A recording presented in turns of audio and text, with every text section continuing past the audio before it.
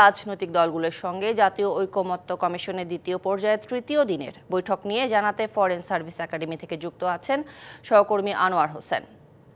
আনোয়ার, জানাবেন বৈঠক নিয়ে এখন পর্যন্ত কি কি তথ্য রয়েছে আপনার কাছে? বৈঠক চলছে, এটি হচ্ছে প্রথম কথা। আর একটি বিষয় যেটি জাতীয় ঐকমত্য কমিশনের পক্ষ থেকে সকালবেলাতেই যেটি বলা হয়েছে সেটি হচ্ছে যে এই বৈঠক চলবে এবং বৈঠকটি শেষ হলেই আনুষ্ঠানিক যে সংবাদ সম্মেলন, যে বিস্তারিত যে তথ্য, সেই তথ্যগুলো কিন্তু জানানো হবে, এমনটা হচ্ছে মূল বিষয়। আর একটু বলে রাখি, যেটি খবরেই আপনি প্রচার করছিলেন সেটি হচ্ছে যে মূলত জাতীয় সাংবিধানিক যে কাউন্সিল এনসিসি গঠনটি আজকে অন্যতম বেশি গুরুত্ব পেয়েছে আজকের এই আলোচনায়। সেখানে পক্ষে বিপক্ষে একটু মত আছে, সেটিও আপনি প্রচার করছিলেন।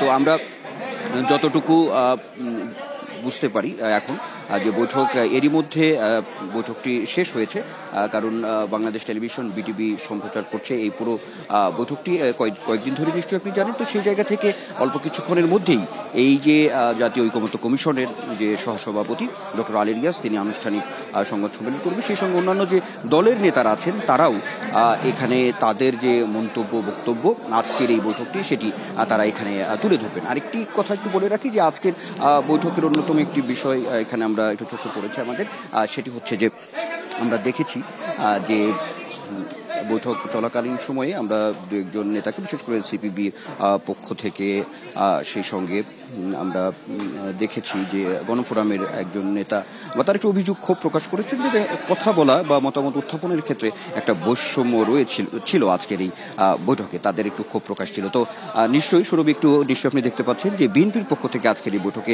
যিনি ছিলেন স্থায়ী কমিটির সদস্য বিএনপির সালাউদ্দিন আহমেদ, তিনি নিশ্চয়ই আপনি দেখতে পাচ্ছেন যে বৈঠক থেকে তিনি বের হয়েছেন। অর্থাৎ তিনি এখন মধ্যাহ্নবিরতিতে আজকে বিএনপির পক্ষ থেকে কোনো মতামত দেওয়া হয়নি। তবে বৈঠক যেহেতু শেষ হলো সর্বোপরি আজকের দিনের, তো সেই জায়গা থেকে আমরা নিশ্চয়ই আপনার মাধ্যমে দর্শকদেরকে আমরা জানাবো যে এখন অল্প কিছুক্ষণের মধ্যে কথা বলবেন বিএনপির স্থায়ী কমিটির সদস্য সালাউদ্দিন আহমেদ। আর আজকে তো সেটি আপনাদেরকে আমরা একটু জানানোর চেষ্টা করব। নিশ্চয়ই আমাদের সঙ্গে থাকবেন। আমরা সরাসরি চলে যাচ্ছি, বিএনপির পক্ষে কথা বলছেন স্থায়ী কমিটির সদস্য সালাউদ্দিন আহমেদ।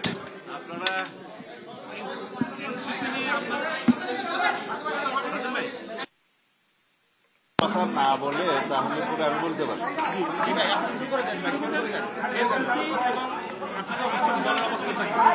ভাই আপনারা কথা বললে সালাউদ্দিন ভাই বলবে কি করে?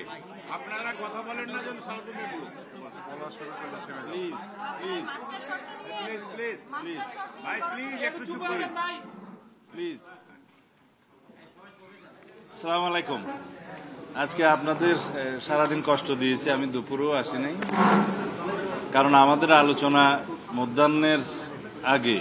মধ্যাহ্নভোজের আগে প্রথম বিষয়টিও আমাদের শেষ করা যায়নি। সেই জন্য আমি মনে করলাম একসাথে বিকেলেই বলব। আজকে দুইটা বিষয়ে আলোচনা হয়েছে। একটা হচ্ছে ন্যাশনাল কনস্টিটিউশনাল কাউন্সিল, এটাকে জাতীয় সাংবিধানিক কাউন্সিল নামকরণ করেছিলেন ওরা। এখানে এই বিষয়টা নিয়ে আপনাদের সাথে আরো অনেক সময় আলোচনা হয়েছে। জাতীয় সংসদের এলডি হলে সম্ভবত কয়েকবার আলোচনা হয়েছে। এনসিসির ধারণাটা সংস্কার কমিশনগুলোর পক্ষ থেকে এসছে, বিশেষ করে সংবিধান সংস্কার কমিশনের একটা প্রস্তাব, এবং সেই প্রস্তাবে বলা হয়েছে কিছু কিছু সাংবিধানিক প্রতিষ্ঠান এবং সংবিধিবদ্ধ প্রতিষ্ঠান, অবশ্য ওনারা সবগুলোই সাংবিধানিক প্রতিষ্ঠান হিসেবে এখানে এমবডিড করেছেন, যদিও কয়েকটা কমিশনের অস্তিত্ব অবশ্য এখন নেই। আমি দেখেছি 9 সদস্য বিশিষ্ট একটা সাংবিধানিক কাউন্সিলের ওনারা প্রস্তাব করেছেন, রাষ্ট্রপতির হেডেড বাই প্রেসিডেন্ট, এবং এখানে প্রাইম মিনিস্টার, বিরোধী দলীয় নেত্রী, নিম্ন কক্ষের স্পিকার, উচ্চ কক্ষের স্পিকার, প্রধান বিচারপতি, বিরোধী দল কর্তৃক মনোনীত ডেপুটি স্পিকার। আমরা অবশ্য প্রস্তাব আগেই করেছি যে 2 হাউজেরই ডেপুটি স্পিকার বিরোধী দলের পক্ষ থেকে একজন করে হবেন, সেই হিসেবে 2 জন, এবং উভয় হাউজের মধ্য থেকে একজন, সেটা কিভাবে নির্বাচিত হবে এখানে বিস্তারিত বলা আছে। মোট সদস্য সংখ্যা 9 জনের এই জাতীয় সাংবিধানিক কাউন্সিলের, তাদের পাওয়ার অ্যান্ড ফাংশন বলা আছে যে তাদের দায়িত্ব কি হবে। তবে এই সাংবিধানিক কাউন্সিল যখন প্রধান উপদেষ্টা নিয়োগ হবে না, পার্লামেন্ট ডিজলভ হবে, তখন পর্যন্ত এটা বহাল থাকবে। আবার যদি পার্লামেন্ট না থাকে, প্রধান উপদেষ্টা যখন নিয়োগ হয়ে যায়, তখন মাত্র 5 জনের একটা কমিটি হয়। সেই জায়গায় প্রধান উপদেষ্টা এবং আর 2 জন উপদেষ্টা, চিফ জাস্টিস এবং প্রেসিডেন্টের নেতৃত্বে, সেই জায়গায় থাকবে 5 জন এবং তাদের দায়িত্ব এবং সময় থাকবে, দায়িত্ব একই থাকবে, সময় থাকবে পরবর্তী প্রাইম মিনিস্টার না আসা পর্যন্ত। আমরা কেন এর ধারণার সাথে একমত হতে পারিনি সেটা আগেও বর্ণনা করেছি, এখনো বলি।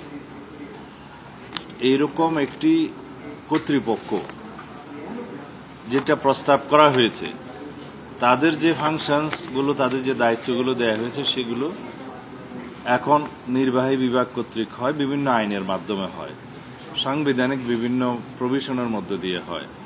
যেমন আপনারা দেখবেন নির্বাচন কমিশনের চিফ ইলেকশন কমিশনার এবং ইলেকশন কমিশনার সবাই, অ্যাটর্নি জেনারেল, সরকারি কর্ম কমিশন মানে পাবলিক সার্ভিস কমিশন, দুর্নীতি দমন কমিশন, এটা অবশ্য সাংবিধানিক প্রতিষ্ঠান নয়, এটা হচ্ছে স্ট্যাটিউটরি অর্গান। মানবাধিকার কমিশন প্রধান, এটাও তা একই সাংবিধানিক প্রতিষ্ঠান বলে আমার মনে হয় না। স্থানীয় সরকার কমিশন, এটা অবশ্য অস্তিত্ব নাই, এটা নতুন করে তারা প্রস্তাব করেছে যদি কমিশন হয়।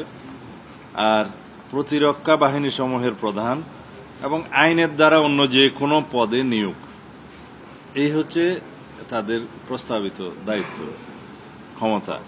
আর এই এনসিসি বডিটা রাষ্ট্রপতির কাছে অন্তর্বর্তীকালীন সরকার, বা এখন তো আমরা বলতে পারবো তত্ত্বাবধায়ক সরকার, যেহেতু কনস্টিটিউশনাল এটা কোর্টের, হাইকোর্টের রায়ের মধ্য দিয়ে প্রতিষ্ঠিত হয়ে গেছে প্রায়, তবে একটা রিভিউ বাকি আছে, তখন এটা কেয়ারটেকার সরকারই হবে।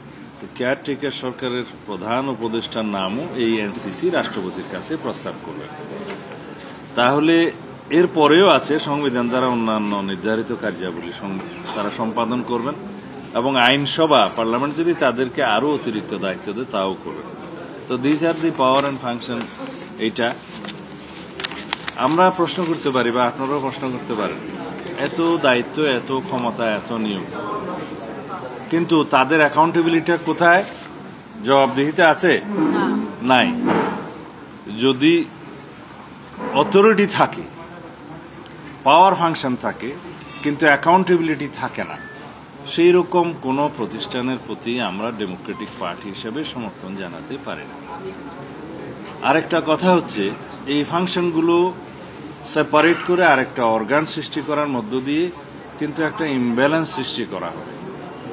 এবং সেটার যুক্তি হিসাবে অনেকে বলছেন, ওনারা যারা প্রস্তাব করেছেন তারা বলছেন যে অতীত অভিজ্ঞতায় বলে যে এগুলো প্রধান নির্বাহী কর্তৃক নিয়োগের ফলে রাষ্ট্রের মধ্যে একটা এনার্কি সৃষ্টি হয়, এটা অনেকে বলে, কিন্তু ব্যাপারটা ওইখানে নয়। আমরা কেউ হুয়েরার হয়েছে বলেই পুরা পার্লামেন্টকে তো বিলুপ্ত করতে পারবো না।